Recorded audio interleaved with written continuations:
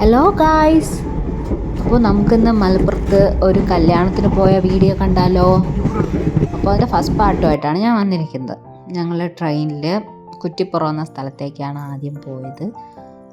അപ്പോൾ ഒരു കല്യാണം കൂടാനായിട്ടാണ് ഞങ്ങളെല്ലാവരും കൂടെ പോയത്. അപ്പോൾ ആ വീഡിയോ നമുക്ക് കാണാം.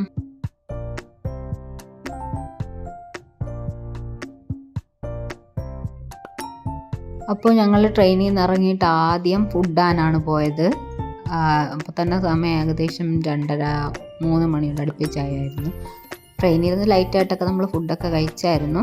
എന്നിട്ട് നമ്മളൊരു ഹോട്ടലിലേക്ക് ഫുഡ് കഴിക്കാനായിട്ട് പോയി.